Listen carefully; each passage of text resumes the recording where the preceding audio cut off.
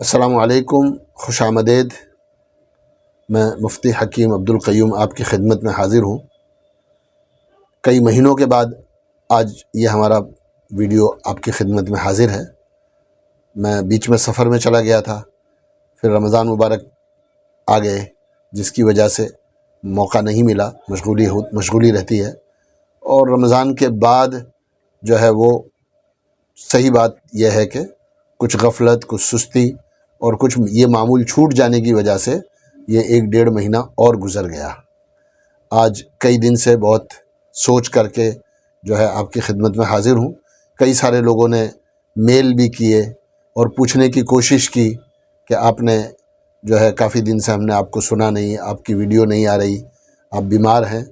आज मैं आप सभी हज़रात की खिदमत में हाज़िर हूँ और इंशाअल्लाह सुम्मा इंशाअल्लाह अल्लाह का एहसान है, मैं अच्छी तरह हूँ, मैं खुश हूँ, मेरी तबीयत ठीक है। इस दरमियान में काफ़ी सारे हालात गुज़र गए।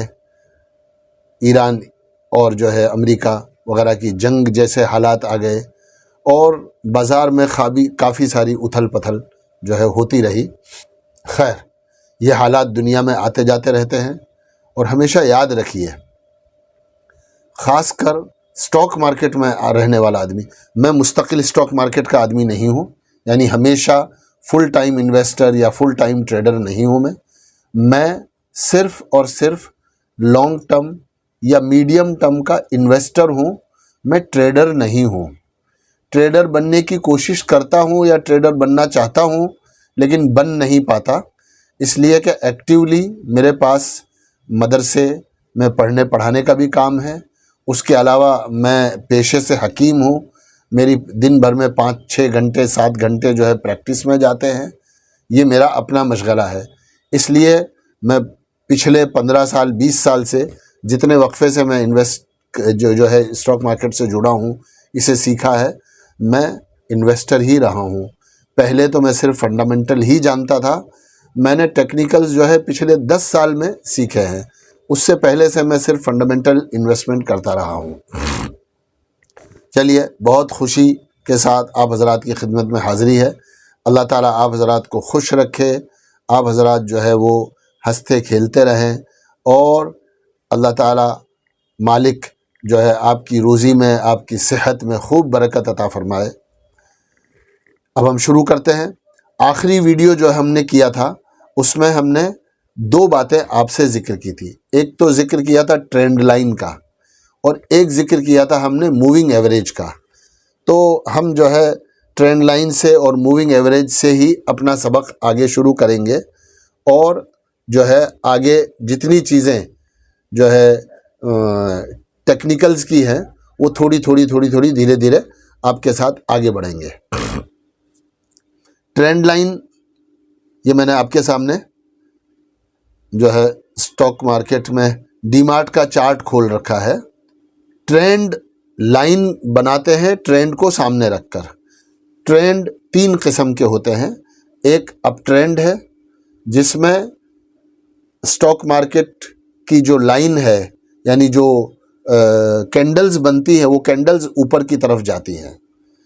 दूसरा ट्रेंड जो है वो डाउन ट्रेंड है जिसमें कैंडल्स जो है हमेशा ऊपर से नीचे की तरफ आती हैं और मार्केट प्राइस जो है वो ऊपर से 100 रुपये से 90 रुपये, 90 रुपये से 80 रुपये, 80 रुपये से 70 रुपये, यानी ऊपर से नीचे की तरफ प्राइस आती है। कैंडल्स ऊपर से नीचे की तरफ बनती है, उसको हम कहते हैं डाउन ट्रेंड। और जब कैंडल एक चैनल बना ले, 100 रुपये से 80 रुपये आ गई, 80 रुपये से वापस 100 रुपये आ गई, 100 रुपये से फिर 80 रुपये आ गई, 80 रुपये से फिर 100 रुपये आ गई, इस तरह से जब चैनल बनाती है तो वो जो चैनल बनती है उसको हम कहते हैं जो है वो अप ट्रेंड भी नहीं है, वो डाउन ट्रेंड भी नहीं है, वो साइडवेज ट्रेंड है। उस ट्रेंड को कहते हैं हम साइडवेज। चुनाचे अब थोड़ा सा वापस से हम यहाँ रुक कर समझने की कोशिश करेंगे। ये ट्रेंड लाइन है। अब आप क्या देख रहे हैं यहाँ पर, इस तरह से मार्केट जा रहा है। लाइन यहाँ से ऐसे ऊपर ऊपर और ये ऊपर जाती जा रही है। तो यहाँ से अगर कोई आदमी देखेगा या यहाँ से कोई आदमी देखेगा तो हमें ये समझ में आ रहा है कि नीचे हमने एक लाइन खींच दी है और मार्केट जो है वो ऊपर नीचे होता हुआ यहाँ तक पहुँचा। फिर उसके बाद मार्केट नीचे आया और हमने एक लाइन बनाई ऊपर से नीचे तक। तो क्या हुआ कि प्राइस जो है वो 5,490 रुपये से नीचे आते आते आते आते आते यहाँ तक नीचे आया और फिर उसके बाद यहाँ से प्राइस ने ऊपर जाना शुरू कर दिया। देख लीजिए, फिर यहाँ से लेकर यहाँ तक प्राइस जो है वो ऊपर की तरफ गया और फिर यहाँ से ये ऊपर की तरफ का प्राइस है। यहाँ आप देखोगे तो प्राइस जो है वो 3700 रुपये पर है और ये जो ट्रेंड लाइन है यहाँ से प्राइस जो है 4100 रुपये को काट कर नीचे आ गया है। इस तरह से आप ट्रेंड लाइन खींचना सीख जाएंगे। ट्रेंड लाइन बनाने का जो सिस्टम है, उसका जो तरीका है वो सीधे सीधे ये है कि एक प्राइस से आप लाइन बनाओ और जहाँ ख़त्म करो वहाँ दरमियान में एक आध दो लाइन टच होनी चाहिए। देखो, ये पहली, ये दूसरी और ये तीसरी, इस तरह से दरमियान में एक लाइन टच होनी चाहिए। मैंने ये यहाँ से शुरू किया, फिर ये एक टच हुआ, फिर ये दूसरा टच हुआ, फिर ये तीसरा टच हुआ। ये हमने समझा कि यहाँ से बीच में एक दो टच होकर आखिर में जहाँ आप छोड़ते हो वो ट्रेंड लाइन बनती है। एक और स्टॉक में दिखाता हूँ आपको। ये भारती का एयरटेल का चार्ट है। इस चार्ट को आप देखिए। 8 अप्रैल 2025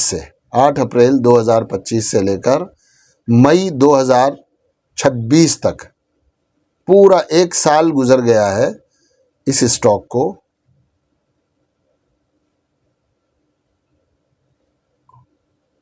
यहां आप क्या डेट देख रहे हैं? 4 अप्रैल 2025।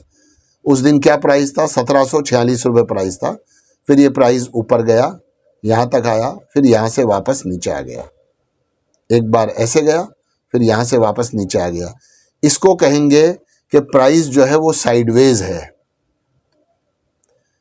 पीछे जब आप देखोगे तो आपको प्राइस नज़र आएगी कि प्राइस जो है वो नीचे से ऊपर की तरफ बढ़ता चला आ रहा था। ये देखिए, यहाँ से लेकर प्राइस ने यहाँ तक आपको क्या दिया है? बढ़ता हुआ।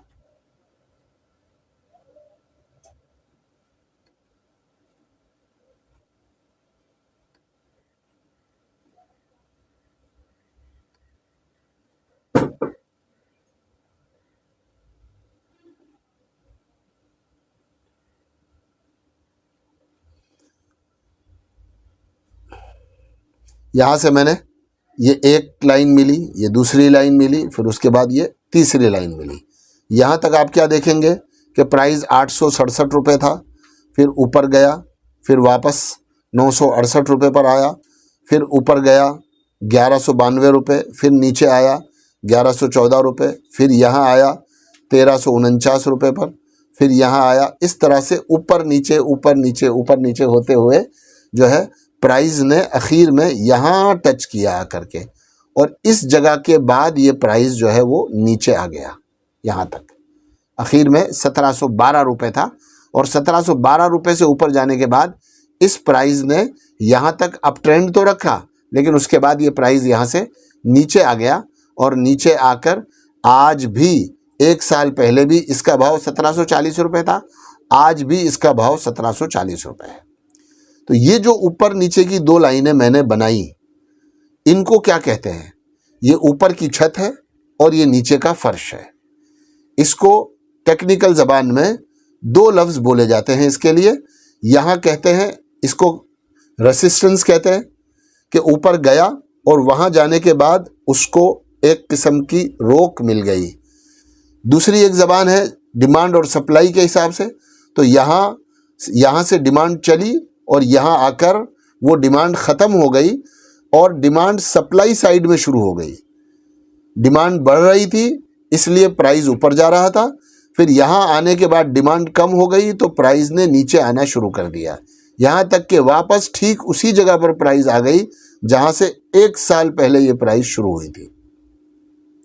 तो डिमांड और सप्लाई के एतबार से जब आप देखते हो तो प्राइस एक जगह ऊपर जाता है, उसको और फिर जहाँ से नीचे आना शुरू हो जाए उसको हम सप्लाई कहते हैं, या जो ट्रेडिशनल ज़बान है उसमें हम रेसिस्टेंस कहते हैं, और नीचे जहाँ से स्टॉक ने ऊपर आकर नीचे आकर ऊपर जाना शुरू किया उसको हम जो है वो डिमांड कहते हैं कि अब यहाँ से डिमांड क्रिएट होना शुरू हुई है।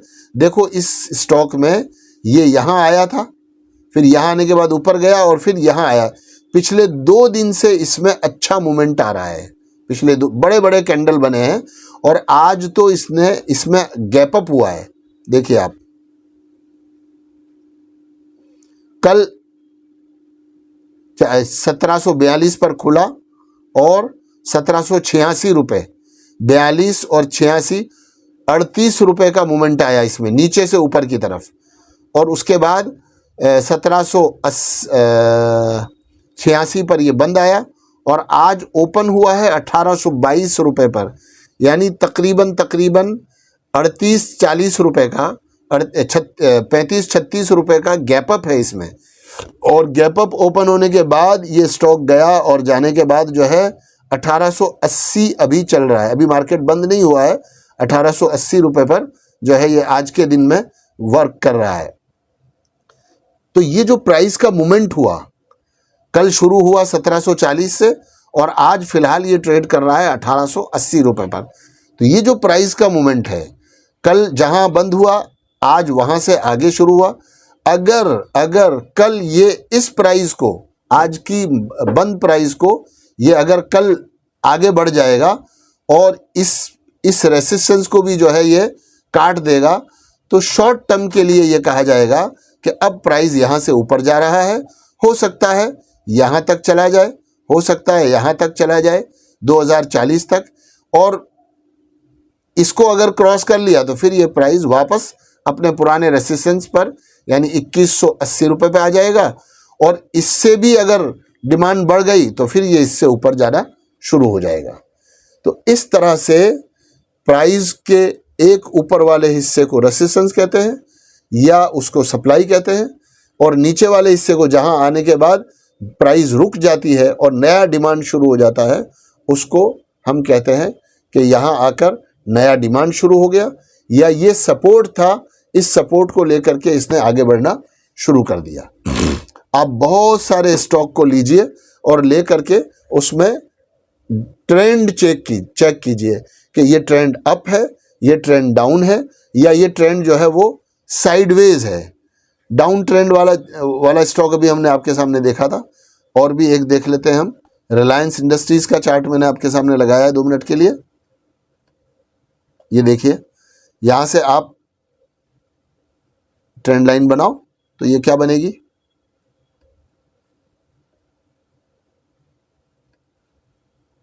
ये एक टच किया मैंने और ये दूसरा टच कर दिया, ये आपकी ट्रेंड लाइन बन गई।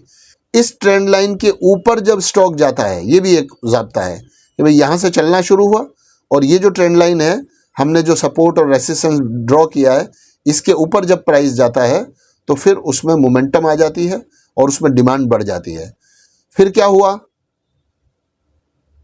ये यहाँ पर एक जोन था, सप्लाई जोन, यहाँ तक आके नीचे चला गया था। तो यहाँ तक आके जब वो नीचे गया और यहाँ से उसने सपोर्ट लेके जब वापस आया तो इसी रेसिस्टेंस से इसने वापस जो है, यहीं से वापस इसमें सप्लाई आ गई, और वापस इस कीमत पर जाने के बाद यानी 1471 रुपये पे जाने के बाद यहाँ से ये वापस आया था, वापस यहाँ से वापस आ गया। अब कहीं ना कहीं नीचे इसमें वापस जो है सपोर्ट होगा, उस सपोर्ट से ये फिर वापसी करेगा। तो ये पूरा हिस्सा, ये दरमियान वाला हिस्सा जो है, ये आपके लिए क्या कहलाएगा, ये साइडवेज मार्केट है। यहाँ से लेकर इधर आया, इधर से ऊपर गया, फिर यहाँ से ऊपर आया, फिर यहाँ से नीचे गया, फिर यहाँ से ऊपर आया, यहाँ से नीचे गया। अगर ये यहाँ आकर यहाँ से वापस चला जाता है या यहाँ आकर वापस जाता है तो हम कहेंगे कि इसने अपने सपोर्ट को रिस्पेक्ट किया है। अब ये स्टॉक वापस यहाँ से ऊपर गया है, तो जब ये यहाँ से ऊपर चलेगा तो फिर इसको यहाँ तक आने की गुंजाइश रहेगी पहले। अगर ये यहाँ आकर वापस मुड़ता है तो पहले यहाँ तक आएगा, यहाँ आने के बाद फिर अगर आगे चलेगा तो फिर ये यहाँ तक आएगा, और यहाँ से आगे चलेगा तो फिर ये यहाँ तक आएगा।